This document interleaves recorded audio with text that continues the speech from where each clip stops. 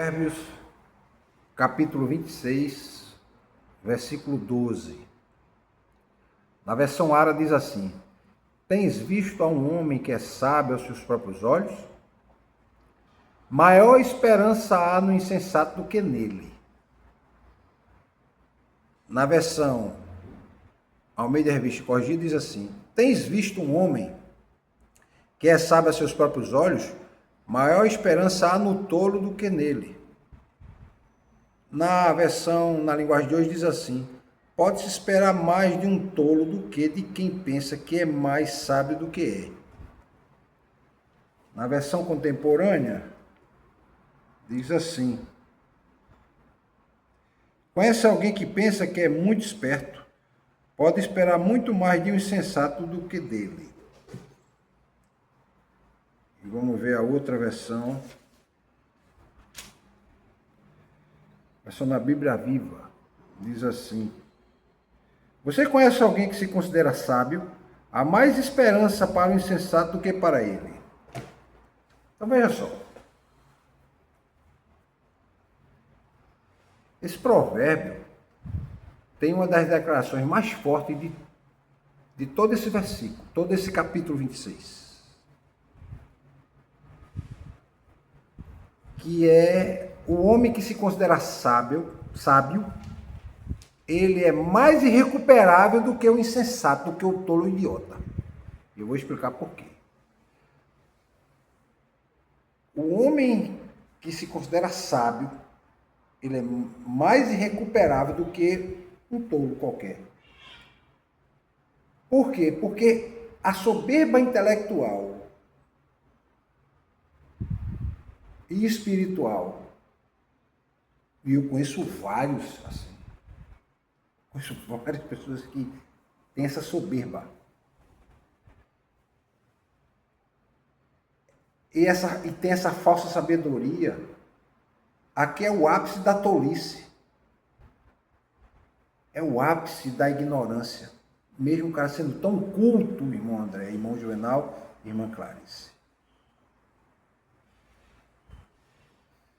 O que acontece aqui? É que o indivíduo que se sente autossuficiente, ele despreza um novo aprendizado. Ele é tomado por tanto orgulho pelo conhecimento que tem, que ele não aceita a correção.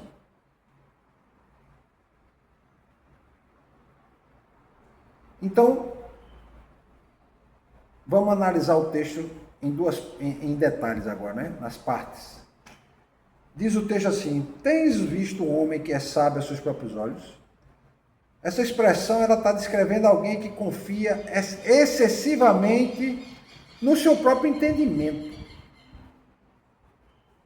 Às vezes eu comentava com alguns colegas na faculdade, eu dizia, olha, tem muito PhD idiota, tolo, porque ele não aceita um contra-argumento, ele sempre acha que ele sabe tudo, e ele é um tolo.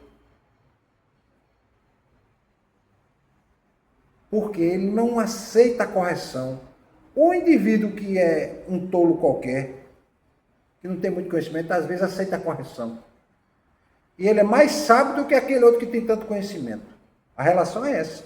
Muitas vezes uma pessoa que tem pouco conhecimento, ela aceita mais a correção do que aquele que tem muito conhecimento. E o conhecimento em si não é um mal.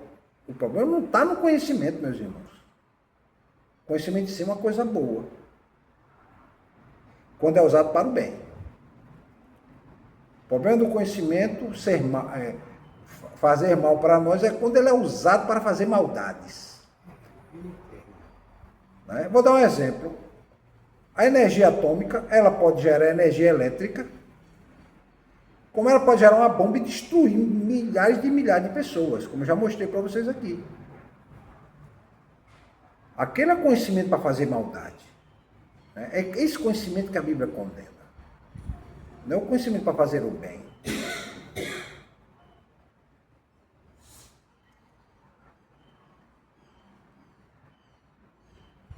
Então Então, a expressão aqui está descrevendo essa pessoa que confia excessivamente no seu conhecimento.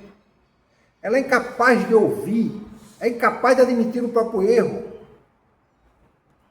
Então, ser sábio aos próprios olhos, meus irmãos, é o oposto da verdadeira sabedoria. Quem pode ser sábio aos próprios olhos, irmãos? Ninguém. Ninguém, irmãos, pode ser sábio aos próprios olhos. E interessante que há um paradoxo aqui que diz assim: maior esperança há para o insensato do que nessa pessoa, que se acha sábio aos próprios olhos.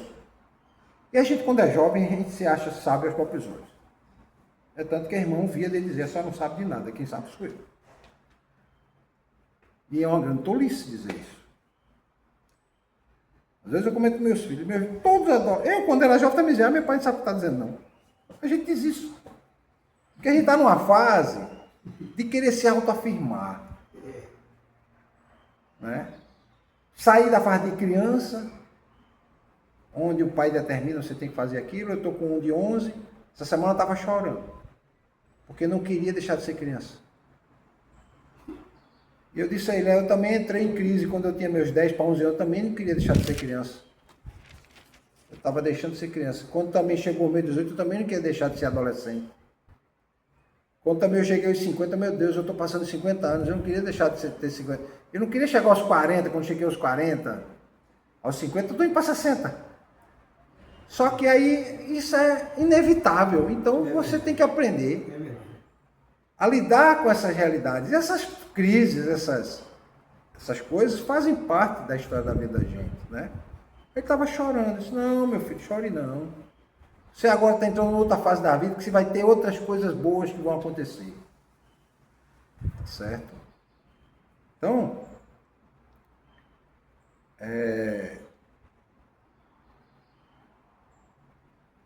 a Bíblia, o texto bíblico aqui diz que maior esperança no insensato. Ou seja, o insensato tem mais chance porque ele tem humildade para reconhecer o erro.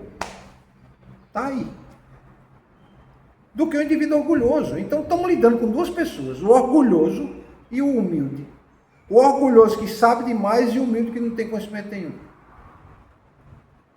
Mas mesmo na sua ignorância do conhecimento, ele tem humildade para reconhecer o erro. Enquanto que o orgulhoso erra, porque acha que sabe demais.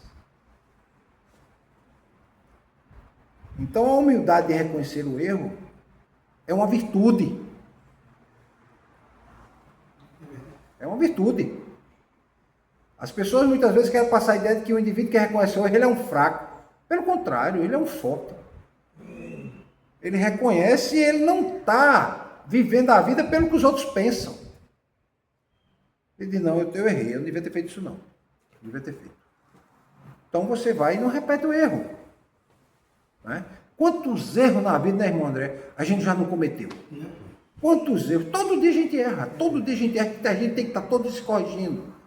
Então, o soberbo, ele se considera sábio, ele se fecha à instrução que corrige. É o que a gente chama de crítica construtiva. Toda semana eu recebo, vamos dizer, não é crítica construtiva, é sugestões, vamos dizer assim, aconselhamento, pelo trabalho que eu estou desenvolvendo, né? Aconselhando outros pastores, trabalhando, dando apoio jurídico para igrejas, e os pastores ficam dando retorno: olha, pastor, por que não faz assim? E tal ponto, e tal coisa, olha, por que não faz isso? Ontem mesmo eu ouvi um pastor dizer para mim: olha, pastor, eu escuto as suas pregações na Voz Batista. É mesmo, pastor? Eu queria dar uma sugestão para o senhor falar a respeito de estatutos de igreja. Está certo, eu vou pensar. Então eu disse a ele: olha, eu vou fazer o seguinte, eu vou falar de princípios bíblicos que devem estar nos estatutos das nossas igrejas. Então eu vou falar de princípios bíblicos. Né? Então vejam só.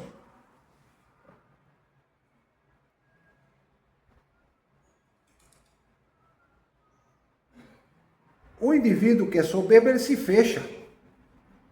Então, a pessoa dá uma sugestão, você olha assim, não, é uma sugestão boa, eu vou utilizar. E é uma sugestão que melhora você. Mas o indivíduo que é soberbo, ele não aceita. Então, o provérbio está contrapondo dois tipos de cegueira aqui. A cegueira dada pela ignorância e a cegueira dada pela soberba. Porque a cegueira provocada pela ignorância, ela, mesmo na sua ignorância, o indivíduo pode reconhecer que está errado. E a segunda cegueira é a cegueira provocada pela soberba. Essa segunda cegueira é que é perigosa. Porque o indivíduo, ao ter conhecimento, ele acha que ele consegue ter discernimento para qualquer coisa. Então, alguém que conhece mente, que ele não pode dizer para ele que você está errando. Quem é ele para me ensinar? Eu sei muito mais que ele, mas ele não consegue entender que uma coisa é o conhecimento formal para a vida, outra coisa é o conhecimento dado pela vida, o conhecimento dos relacionamentos, o conhecimento que ajuda você a se relacionar com os outros. São duas coisas diferentes. Então, o indivíduo, na sua soberba, ele erra, e essa soberba para ele é uma aparência de virtude. Porque eu sei mais. Né? Então ele pode pensar assim. Então essa lição, meus irmãos, nos está nos alertando contra a arrogância espiritual e a arrogância intelectual. Então essa autossuficiência que o homem nunca vai ter, um homem nunca vai ser um ser autossuficiente. Todo dia ele está aprendendo algo. Ele não chega a um ponto de eu não preciso aprender mais nada. Sempre, até o último dia de vida dele, ele vai estar aprendendo algo. Até o último suspiro. Sempre aprendendo. Então, ele só aprende como? Com o diálogo, a correção e o aprendizado com a correção. Mas o indivíduo soberbo e autossuficiente diz, não, eu não preciso ouvir ninguém, eu faço tudo só. Né? Então a autossuficiência é inimiga do crescimento. Admitir falhas, ouvir conselhos, aprender com os outros são sinais de sabedoria. Então esse provérbio está nos advertindo que a soberba intelectual, olhe que tem muita gente assim. E dentro das universidades aqui tem mesmo. Eu mesmo conheço vários.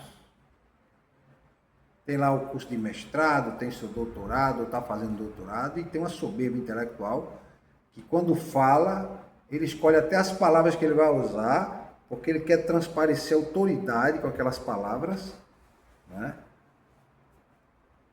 Mas é um indivíduo tolo, soberbo.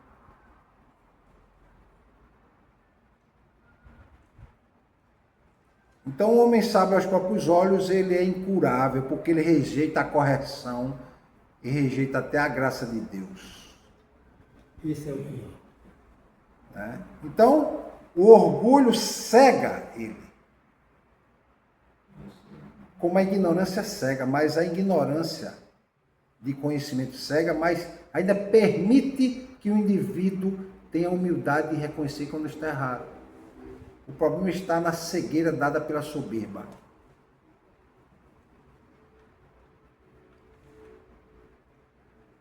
Então, a verdadeira sabedoria nasce dessa consciência que nós temos da nossa própria limitação.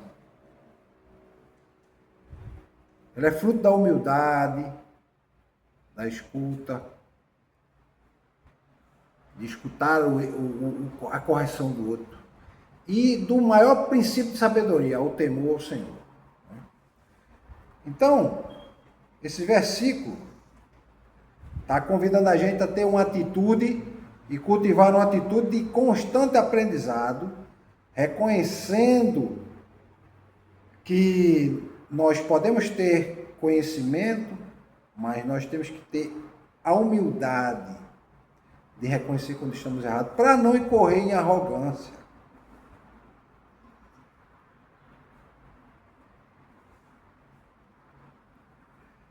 E que há mais esperança para o indivíduo que é ignorante, que está disposto a aprender, do que o indivíduo soberbo que julga que sabe tudo. Esse é o pior do mundo.